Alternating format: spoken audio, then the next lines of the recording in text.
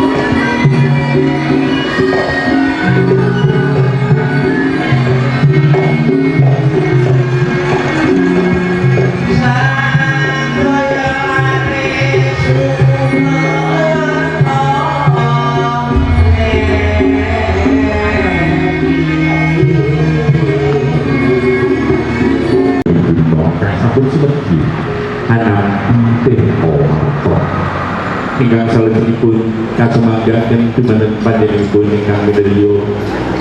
Kanjeng Raden Arya Tumenggung lebet dina kinen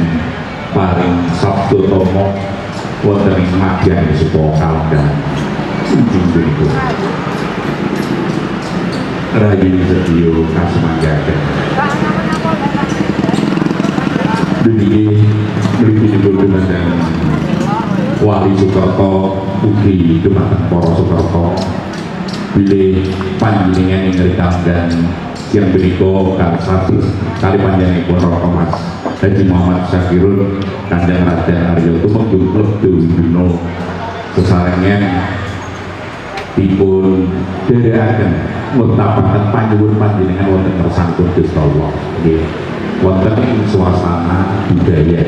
nggih ruwatan menika dados monggo nggih sedaya tumepen panjenengan donga jenengan sedaya tumuju nyuwunipun wonten kersangipun Gusti Allah mengke sing arengan pindhalaripun ruwatan kirang-langkung 3 jam jenengan saged dipikir ndonga menapa ingkang dados penthuling manah panjenengan sadaya kasumanggaken ugi sebisa malih nyuwunaken dumateng para punika mbok bilih mantil mbok bilih pagelaran amurwaka sampun kawiwitan kasuwun cegah dahar cegah nunjuk sampun atos dahar alang nunjuk biyen nggih mati saged dahar nunjuk sasampunipun ruwatan Amurwaka paripurna ugi dadosaken kawenangan mangke ingkang haid utawi ingkang dunia kaulan hamil mangke pinuju pidalan pondo kula medharaken pangruwatan wiwit maca sastra sanduning sarira penala mangke kula wonten berkumpul sasmitaken mangke minggah rumiyin nggih terus kedah medal saking sastra pangruwatan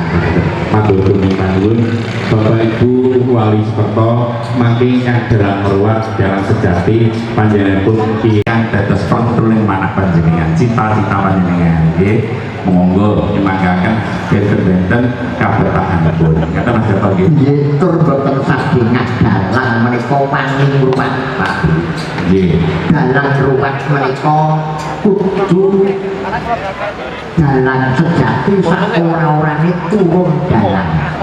dalang sejati niku pake dalang boke dalang itu dalang sejati nek boten saged turun dalang saged ruwat tur dalang ruwat menika boten entuk wayu ora entuk budho ora entuk joko lan para yang sepuh pun bapak ibu pun para putra-putra Soekarto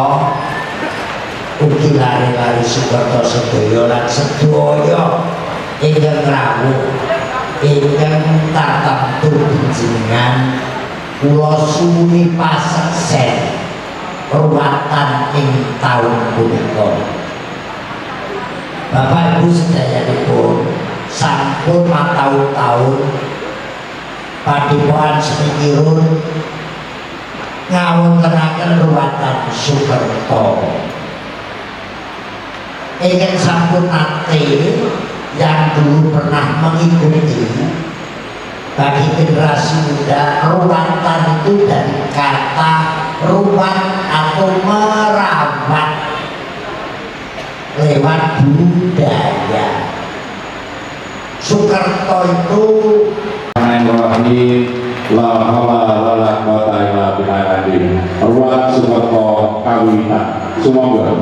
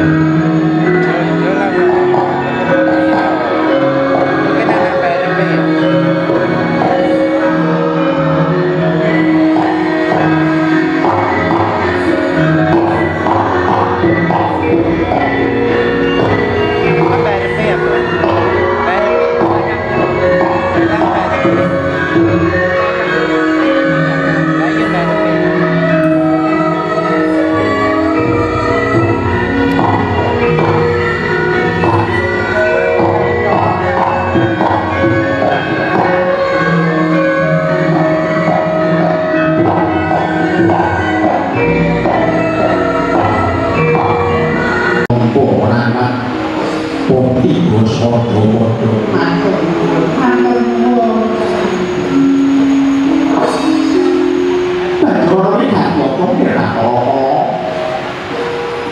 tidak tidak suami orang kaya banyak mau orang ganti kalau masuk suami melakukan semua barat ini dan pakai tanda leong ya oh yo andi suamiku bersatukan di dua petani perang di Swisan aku pengen dile Hewan kan lo kok ya menengnya kabeh ya. Syukur seperti jurung di tanjaman dada maure orang juri suasana teman ini duka kaping itu suamiku yang dinobat tak segala aturan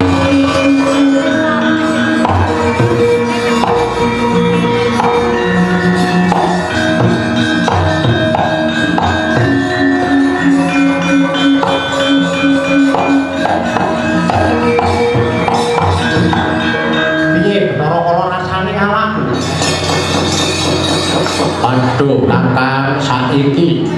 rasane awakku dadi enteng wis ora kemekaran apa temu ora kakang nah kowe saiki mumangsane rumput iya aku mumangsane rumput aku ngerti jebul ketemune wong riyen grusa-grusu entuk-entukane ya kesuru lah iki kowe ngerti iya kakak para pendhaki nindakake dharma ya para pendhaki nindakake dharmane kasatriyan Kanjeng Ratu Kunti Datali Brata iki napa badal wakile Wali Sukerta kang golekake Dadi Bening kelawan putra nanging kudu kowe ngirim sing adoh saka papan wilik ya muga-muga kari rahayu kanthi nemu kakang ya ya ya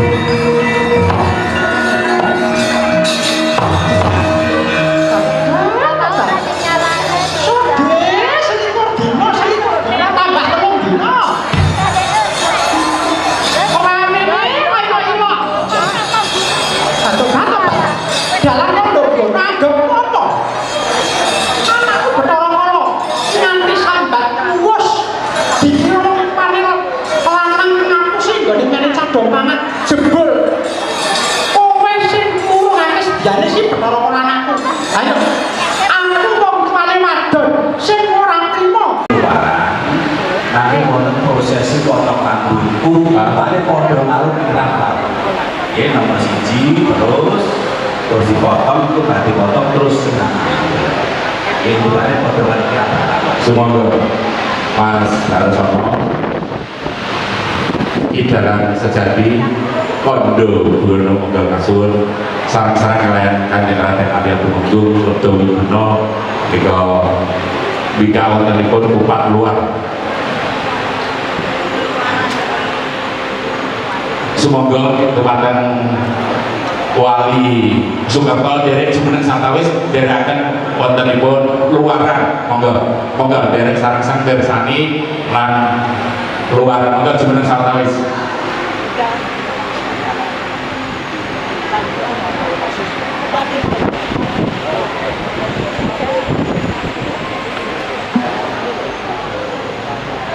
Bismillahirrahmanirrahim.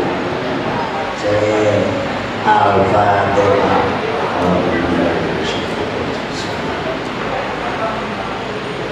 Ya Abu wa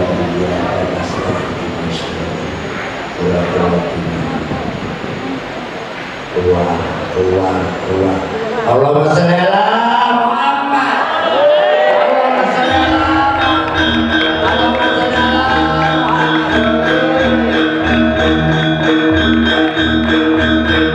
Kalau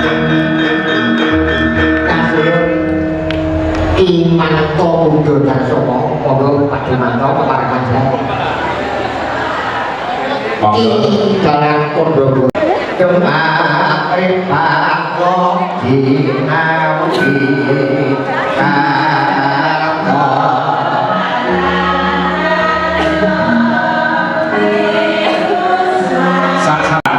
ugi mangke suku dan kita dipun tigas lajeng mangke dipun larung ngaten kata monggo lanjut. monggo langsung minggah menika tiyang sepuhipun dari minggah nyun sewu istilahipun yuk ngedusi putrane dewi-dewi minggah derek nih monggo iki pitu terus minggah menika ngedusi waktu putrane dewi-dewi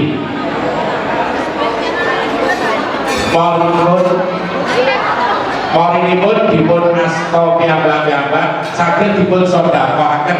nggih wonten masjid wonten area yatim piatu teman asuhan nggih monggo niki ring manipun dipun tigas lajeng mangke dipun marung Lanjut monggo. terus minggah ingkang gebyul siraman nika tiyang sepuhipun piyambak-piyambak wiwit saking mustaka nggih pamidangan pundhak lajeng madharan utayawan lajeng sukunipun monggo nika perwastani siraman mekaten badhe menika mangke kae pethahipun lajeng dipun asta kondur dipun sedekahaken badhe menika mangke badhe binasa kagem-ageman lewat terus slametan paling terakhir acaranipun slametan para Sukerto ngaten nggih wilujengan para Sukerto paling terakhir atur sampun kondur nek durung slametan nggih monggo lanjut menika sisih ingkang kota sing wonten 3 sektor wonten mriki saged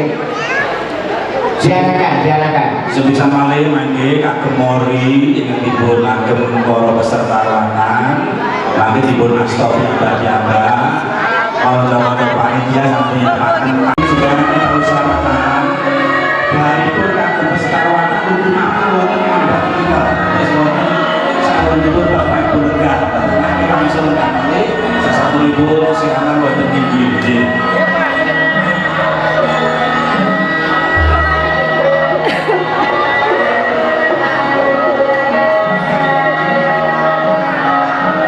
ingkang kirami yang sepuh pun piyambak wiwit saking mustaka pamidangan mulai pundak badanipun mulai madharan lajeng sukunipun wadene wonten Surakarta ingkang boten saged rawuh mangke saking pendhet saking toya kagem jamaah wonten dalemipun piyambak-piyambak kae pathah dipun asta kondur dipun sedekahaken dimanggaken wonten masjid saged yatim piatu monggo lagi kepaling kang kecingkrangan Sing wonten pagelaran wayang kulit sedalu atas terus berbeda lagi dari keseluruhan wonten pasti aturan rawuh malih wonten Pak Pasir hasil dari tengah diputar inggih Purwo sedalu atas kagem sing kelakuraken rikala kagem kalih Sukerto kaliyan Hyang Sepuh mangke ing marang Agung 11 kali 12 supados saged mukon monggo mangke kagungan mriki malih tulisane pagelaran inggih Purwo dalam Kitantuk Sutanto monggo mangke kagungan kawuh wonten pagelaran Tiga aturaken agunging panduwun dumateng Dineda Sudarsono panjenenganipun Raka Mas Sarsono Kanjeng Raden Arya Tumenggung Merga Wiguna dumateng Cak Marwata ugi Cak Adi Cak Memet ugi panjenenganipun ngaten nggih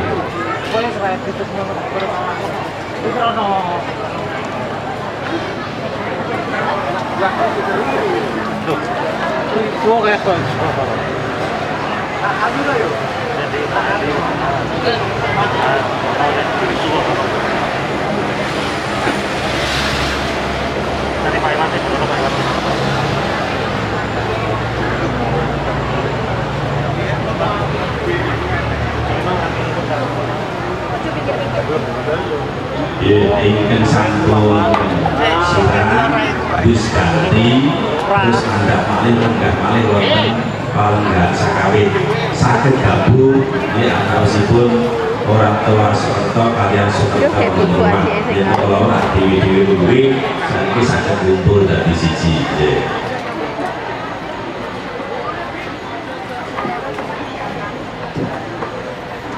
Alhamdulillah kita ambil setengah rawat pun rampung karena lebih dengan sejak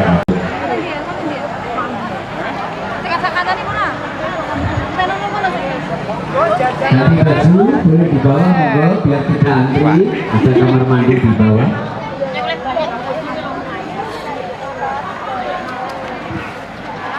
Foto dari